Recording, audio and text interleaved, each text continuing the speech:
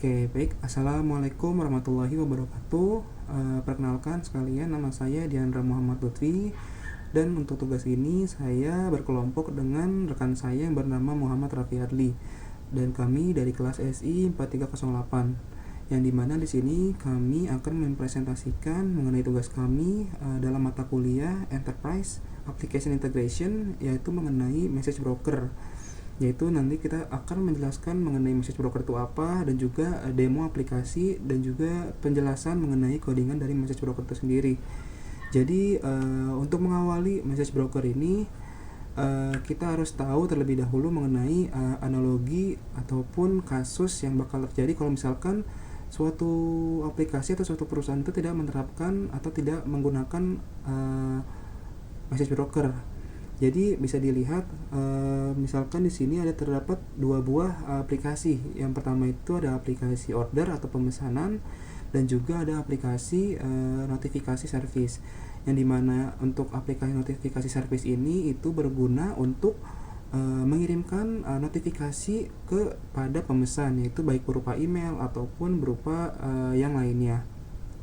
Jadi bisa dilihat dalam figur yang pertama itu order service akan menembak ataupun akan memasukkan datanya langsung ke depan notifikasi service. Nah, ada suatu kasus di mana kalau misalkan itu notifikasi service itu gagal dalam mengirimkan notifikasi ke pemesan ataupun ke penggunanya. Nah, itu tuh bisa berakibat fatal kepada proses bisnisnya. Nah, nantinya juga kalau misalkan tidak bisa mengirimkan data ke order service, nah itu akan membuat order service-nya itu juga akan error. Nah, itu akan membuat service ataupun dua aplikasi ini menjadi tidak berjalan dengan lancar, dan proses bisnis ataupun proses perusahaan akan gagal untuk pemesan untuk mengorder suatu produk. Nah, mungkin untuk analogi simpelnya seperti itu. Jadi bisa analisis kita di sini, yaitu kita bisa lihat adalah order service itu sangat bergantung sekali dengan notifikasi service. Begitu juga sebaliknya, notifikasi service itu sangat dipengaruhi oleh order service. Jadi bagaimana sih cara kita ataupun penggunaan dari message broker ini berguna untuk meminimalisir ataupun menghilangkan terjadinya error ataupun gagal memesan yang bakal berakibat fatal, khususnya untuk perusahaan seperti Shopee atau Tokopedia. Itu kan sangat fatal sekali untuk pemesan tidak bisa melakukan pemesanan barang gitu kan. Jadi itulah gunanya suatu message broker. Jadi singkatnya, message broker itu merupakan aplikasi tambahan atau middleware. Nah, contoh-contoh dari message broker itu ada banyak. Salah tiganya itu ada RabbitMQ, kemudian ada Kafka, dan kemudian itu ada ActiveMQ. Jadi untuk demo kita kali ini, kita akan menggunakan RabbitMQ dalam penggunaan message broker. Jadi secara singkatnya, message broker itu akan berada di tengah-tengah dari layanan ataupun aplikasi yang saling berkomunikasi. Nah, cara kerjanya itu cukup simple ataupun memudahkan gitu kan. Jadi ketika pemesan sudah melakukan service atau sudah melakukan order, nah data-data dari order itu akan masuk terlebih dahulu ke dalam message broker. Nah, message broker ini nantinya semua data dari order itu akan disimpan terlebih dahulu. Nah, baru kemudian akan di-continue atau dilanjutkan ke dalam notification service. Nah, lebih singkatnya itu, data dari order service itu akan disimpan ke dalam message broker. Nah, selanjutnya ketika misalkan notifikasi service ingin mengambil data, jadi message broker akan mengirimkan data tersebut ke dalam aplikasi notifikasi service melewati dengan message broker. Jadi ini sangat berguna sekali kalau misalkan nantinya itu ada salah satu di antara kedua buah aplikasi ini gagal, seperti contohnya tadi yang saya jelaskan di awal, yaitu misalkan ketika notifikasi service-nya itu terjadi error ataupun tidak berjalan dengan semestinya. Nah, itulah keuntungan dari beberapa message broker. Jadi salah satunya itu adalah aplikasi aplikasi ini tidak saling bergantung dengan satu aplikasi lainnya. Jadi kalau misalkan tadi order service itu dan juga notifikasi service itu saling bergantung satu sama lain. Jadi kalau misalkan tadi misalkan di salah satu aplikasi itu mati, nah itu tuh bakal berefek ke aplikasi lainnya. Jadi jadi untuk menanggulangi tersebut, pesan yang tadi melewati order service akan disimpan terlebih dahulu nih di dalam message broker. Nah, nanti ketika notifikasi service sudah berjalan dengan lancar, baru akan dikirimkan ke dalam notifikasi service itu sendiri. Jadi untuk secara keamanan dan juga keamanan datanya itu tidak banyak data-data yang loss ataupun data-data yang hilang. Nah, itu kan sangat membantu ataupun memberikan keuntungan sekali untuk khususnya untuk aplikasi maupun perusahaannya. Jadi mungkin sekilas mengenai korelasi antara penggunaan message broker dan juga RabbitMQ. Jadi untuk RabbitMQ sendiri itu merupakan software ataupun perangkat lunak yang digunakan untuk melakukan message broker. Nah, nantinya ini softwarenya itu dapat digunakan menggunakan konsep yaitu adalah queue ataupun antrian. Jadi itu nanti terdapat dua buah file ataupun dua buah aplikasi yang saling berkomunikasi dengan bisa disebut produce dan juga sender ataupun receiver ataupun sebaliknya. Nah, untuk RabbitMQ sendiri ini dia tuh masih menggunakan konsep antrian atau queue. Jadi menggunakan sifat FIFO ataupun first in first out. Jadi yang nanti elemen ataupun data yang masuk itu tuh akan masuk pertama kali, nanti akan dikeluarkan pertama kali juga sesuai dengan konsepnya, itu first in first out.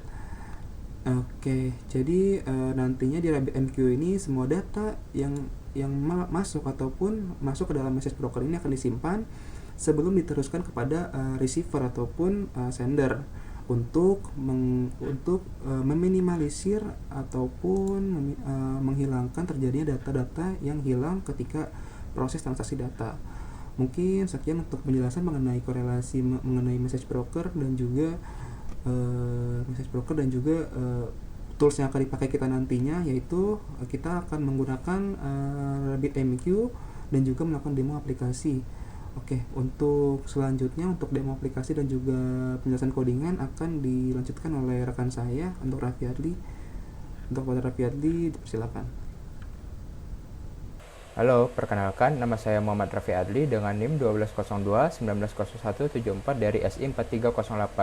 Kali ini saya akan melanjutkan presentasi mengenai message broker yang sebelumnya dijelaskan oleh teman saya, dan di sini saya akan melakukan implementasi dari message broker itu sendiri menggunakan RabbitMQ.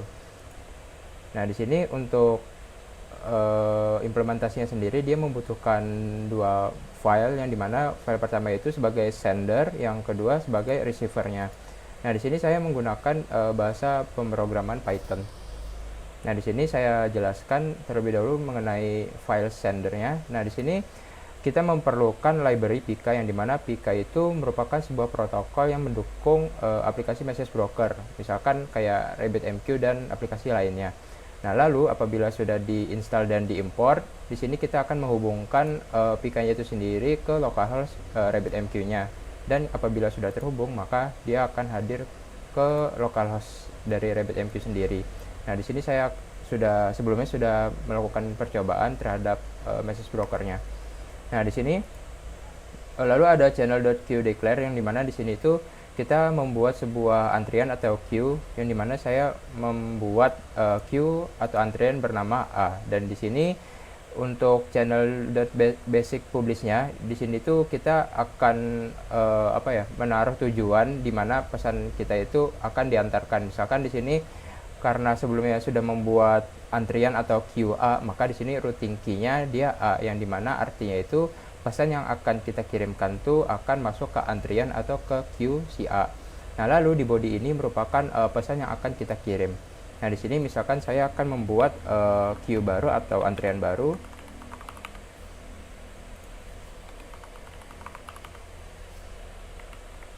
Lalu dijalankan ke terminal.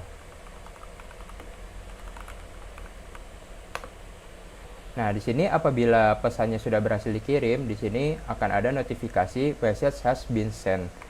Nah, bisa dilihat di localhost RabbitMQ-nya di sini ada antrian, bukan antrian, maksudnya ada queue baru yang namanya testing. Di sini kita klik. Nah, lalu di sini ada get message. Nah, di sini untuk message-nya itu sendiri masih ditampung di antriannya. Nah, terus kita itu bisa melihat message ini itu di receiver atau meng-forward pesan ini ke receivernya. Kita beralih ke receivernya.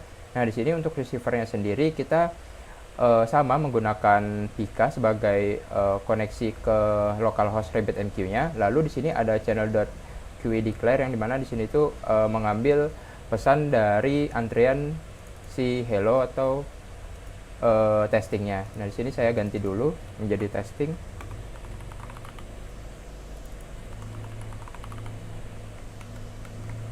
Nah, di sini untuk channel.basic_consume itu artinya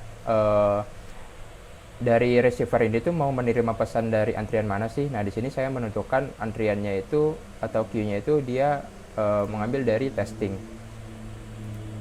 Nah, di sini saya akan jalankan untuk file receivernya.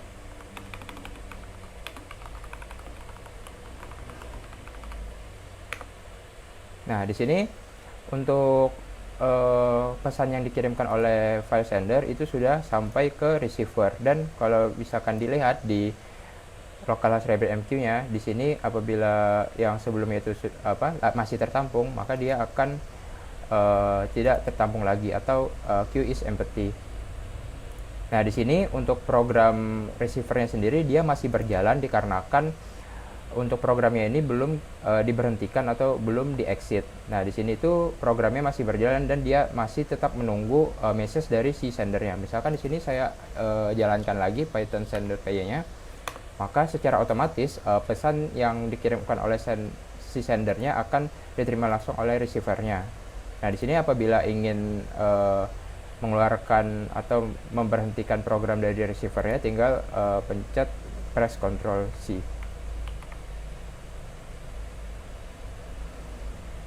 Nah, di sini apabila program dari receivernya sudah berhenti, maka ada notifikasi interrupted. Mungkin sekian saja penjelasan mengenai implementasi message broker dari saya. Mohon maaf apabila ada kesalahan kata maupun kekurangan. Izin tutup. Assalamualaikum warahmatullahi wabarakatuh.